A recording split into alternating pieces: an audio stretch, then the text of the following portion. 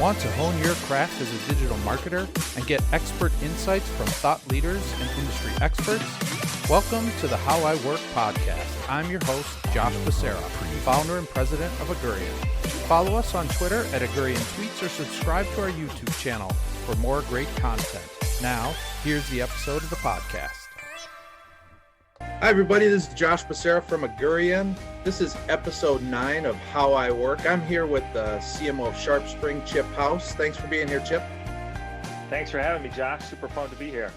Yeah, this is awesome. Before we get into SharpSpring and some MarTech and other things like that, you have an amazing story going all the way back to the catalog days of Fingerhut. So I'd love to hear about some of those early experiences, where you worked and what you picked up a little bit along the way. So thanks for the question. And thanks again for having me on. When you think about the late 80s, when I was leaving college, catalog marketing was still booming like crazy. So Fingerhut Corporation here in town was a couple $1 billion company with 4 million loyal customers around the country. And consumer credit was harder to get. And there weren't as many Walmarts in small towns. So there are all sorts of reasons why Fingerhut was just killing it still back in those days. And it was still pre-internet, right? If you think, but it was an amazing place to start as a marketer because they knew their customers so well, and it was a highly analytically driven organization.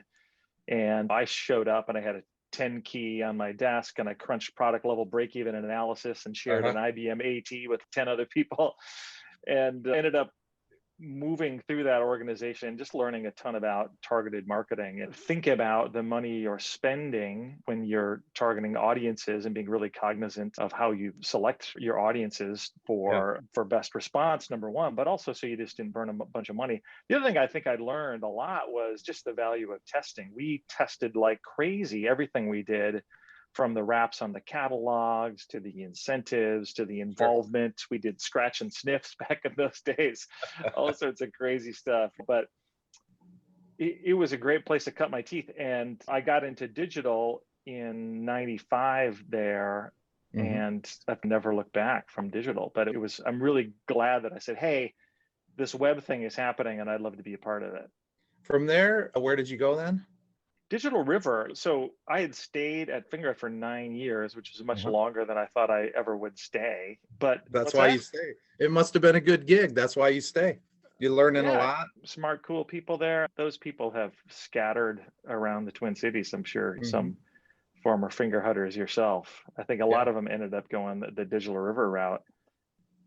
So I found the Digital River opportunity in the Star Tribune newspaper. If you think about looking through the job section, and I saw that they were hiring for a senior marketing manager, and there just weren't that many people in town. Honestly, I will say the reason I got the job is I was one of the few people who raised my hand in the first place, but also there weren't that many people that had e-commerce experience. And Joel Ronning, the CEO, and became the first marketer at Digital River.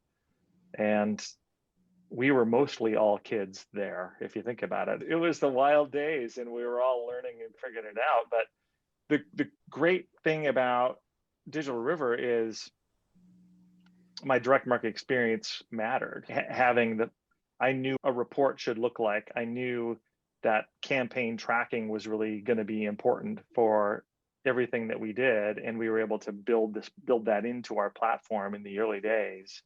Yeah. And so we ended up, because we took a percentage of everything that our customers sold via the platform, it was in our best interest to help them sell. For sure. So I ended up hiring a team of people, which really became the services team. I ended up leading the account development managers there at Digital River, and we were responsible for helping improve websites and doing promotions, email promotions or banner ads on behalf of our customers. And we would figure that out, how the money had to work. But again, we were basically sending emails for them for free because we reaped the benefits on the back end when they sold more.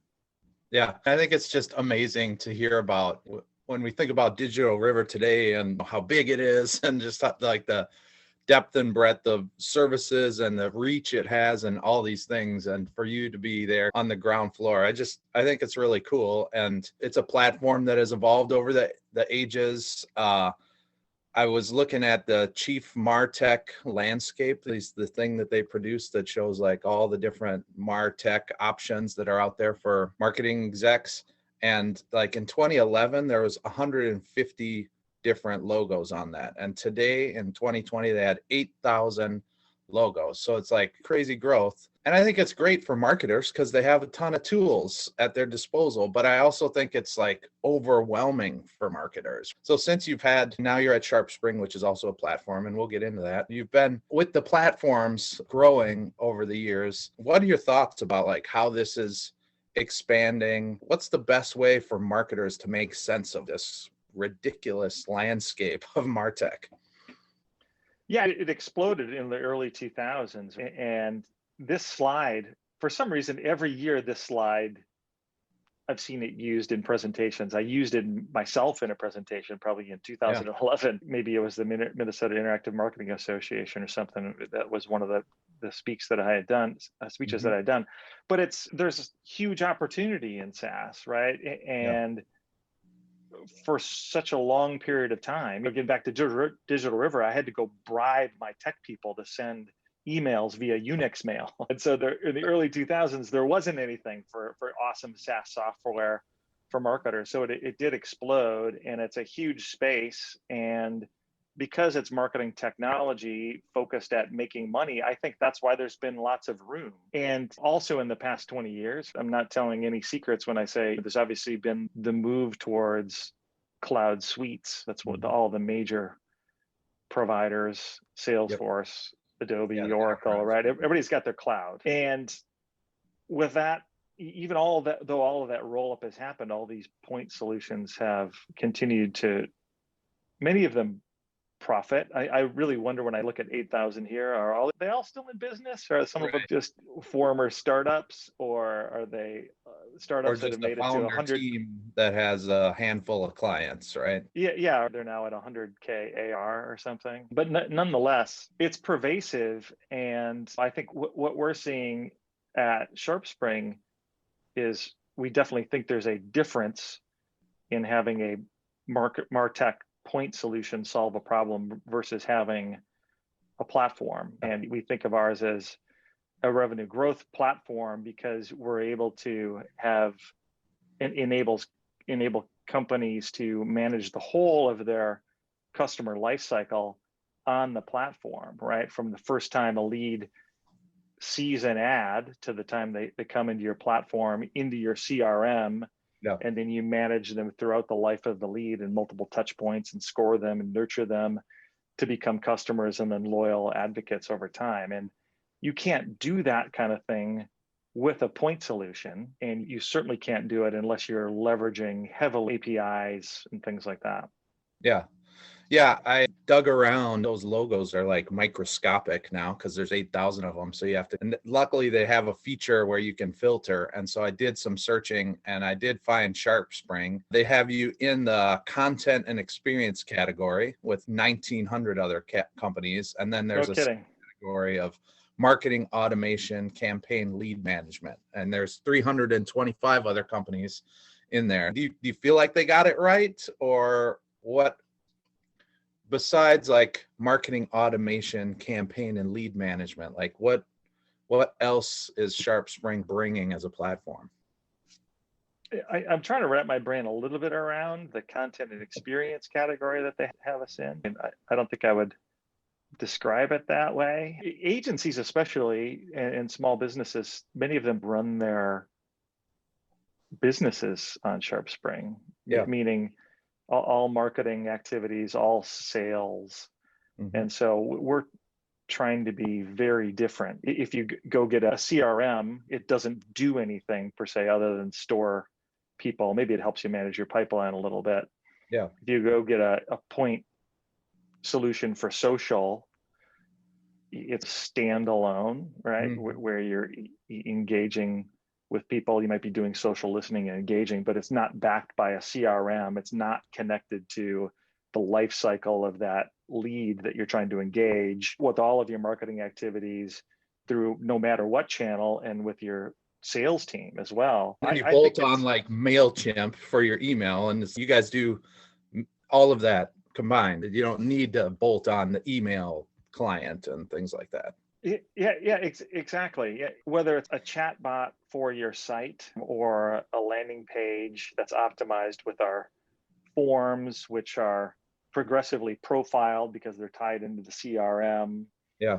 And they capture the lead in and then trigger off automated sets of nurture campaigns, then targeted or connected to our SharpSpring ads for retargeting if they haven't converted yet, to still create awareness throughout the life cycle. And then maybe they score high enough to be then passed to our sales team. And then our sales team, it comes into Sales Optimizer, which gives them a set of tasks for how often they should follow up via email or phone call. Yeah. Actually empowers them with some smart mails, which are actually emails that they can send, but they're created by marketing, sent via IMAP. Yeah. So anyway, it's hard to describe it without getting a little down into the feature level, good.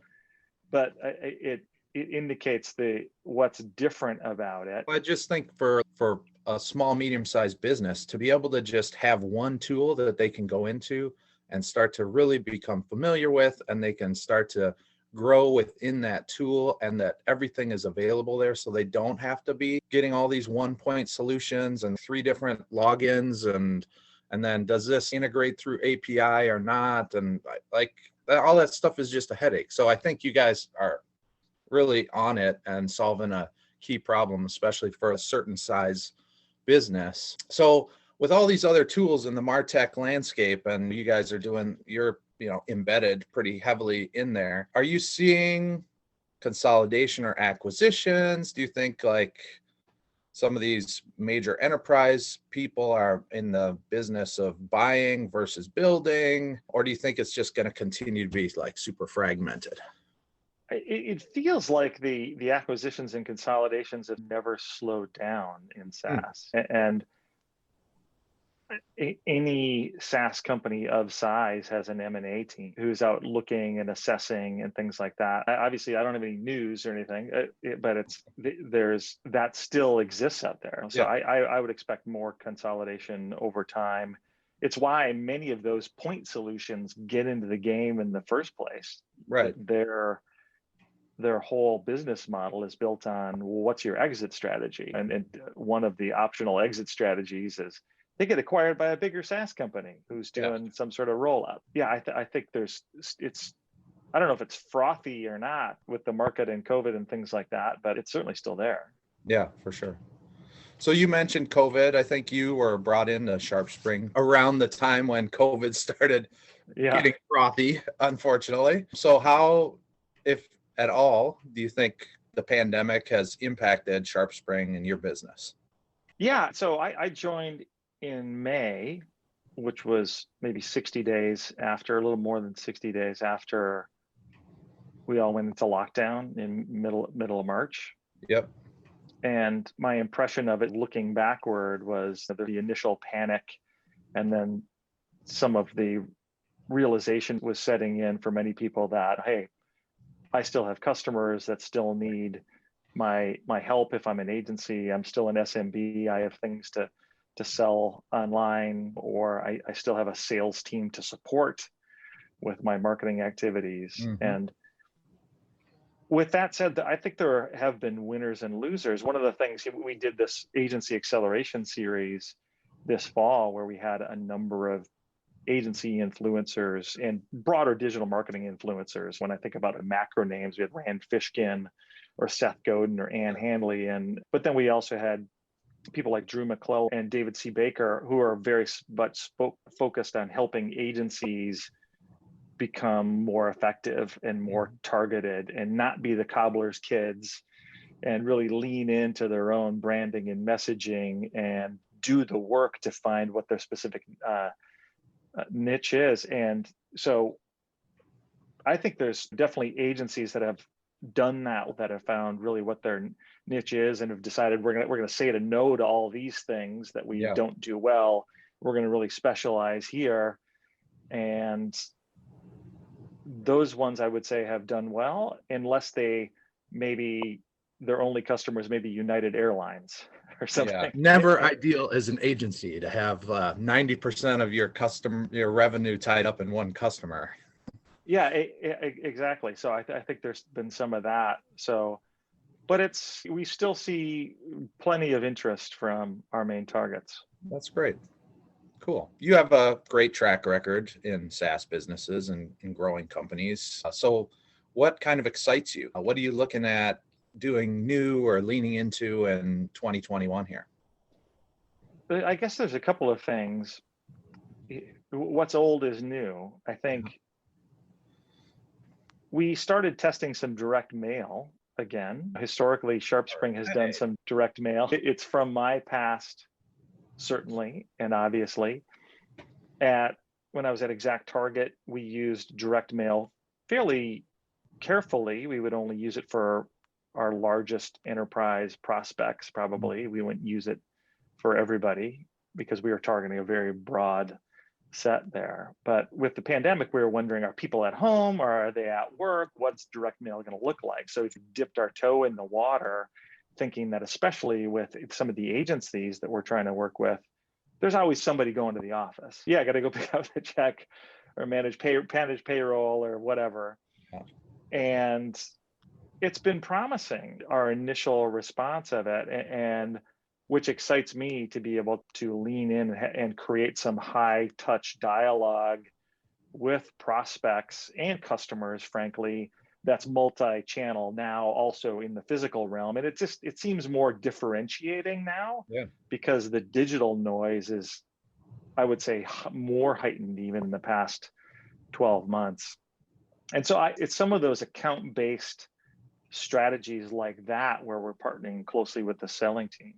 Yeah, that wasn't necessarily the answer I was expecting, but I do think that's a really cool spin on thinking about the pandemic and people's actual behavior and how gratifying it is to get a physical piece of mail, and that people are probably paying a little more attention to those things today than they have in the past when they've been in the office and a stack of mail gets stuck on their desk versus today where they might just go into the office to grab the mail and bring it home. And now they have more at their leisure time to digest some of those things. So I think it's really cool. That's cool. Yeah, it's so much about standing out. How do you differentiate yourself from the noise? And now that's emerging as one way, and maybe that'll go away over time. I don't know if you've heard of a company called Lessonly, Josh. No, huh? So they're a SaaS company, an LMS. And I know the CMO there, Kyle Lacey. We used to work with him at ExactTarget years ago, but direct mail is solid for them. And they have this mascot that's a llama. And so they ship out golden llamas for people. I heard stories of the marketing team up at night spray painting llamas so they could mail them out. But I think it's more of a trend. I think the other thing I'm excited about, and I touched on this earlier, but before I joined, we had acquired a company called Perfect Audience, which does ad retargeting. And that's now being incorporated into our platform as SharpSpring ads. And so if you think about the power of that within a platform tied to your CRM, tied to your selling list to be able to target people and individuals and maybe even be able to retarget them with a picture of their sales rep that they've talked to. And so that kind of multi-channel targeting, is really interesting now, adding in ad retargeting. Yeah. And then you can send them a postcard with the ad rep's picture too. yeah, you definitely could. Yeah. Very cool. You don't get role after role as CMO and company after company without knowing a little bit about building teams and leading teams. So I think my last question really is, you've had a depth and breadth of experience. So any words of advice for other SaaS leaders, because that's who's going to be watching this. So for those who are building and leading teams, what words of advice might you have? Yeah, I think the first thing I would say is choose carefully, because the team that you have is just so critical to your success, and really take the time to do it. I've, in my own career, have made bad hires, and it just creates such a problem, mostly a time suck for you. And because you can't be as efficient and effective as you want to, because you're dealing with an HR situation.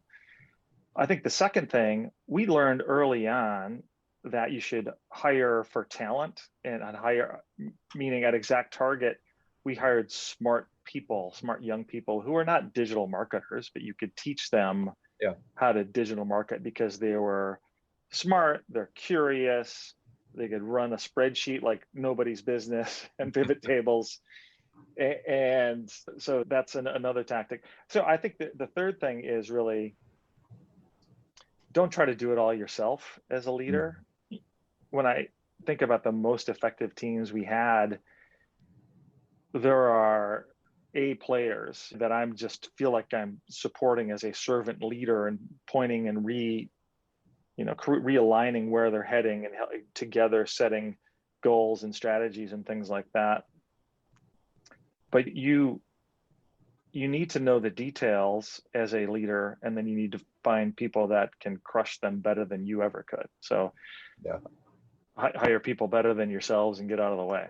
Yeah, that is the old adage of have people who are smarter than you working for you. That's easy for me. True. It's easy for me to do. Maybe not so easy for you, but I think it's great. Curiosity is one attribute that I also believe is like a key attribute for any like good hire, because the way that this space works and moves, and you need people who want to be on the edges and want to be trying new things, because I think that's where the biggest opportunity lies. So awesome. True. This has been great, Chip. I really appreciate it. Thanks so much for accepting to be a guest on How I Work, and we'll just say goodbye for now. Josh, appreciate it. I had a fun time. I'll see ya.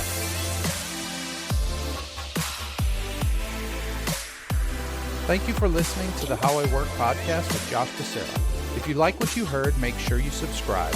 To learn more about Augurian and for more digital marketing tips and insights, head to augurian.com.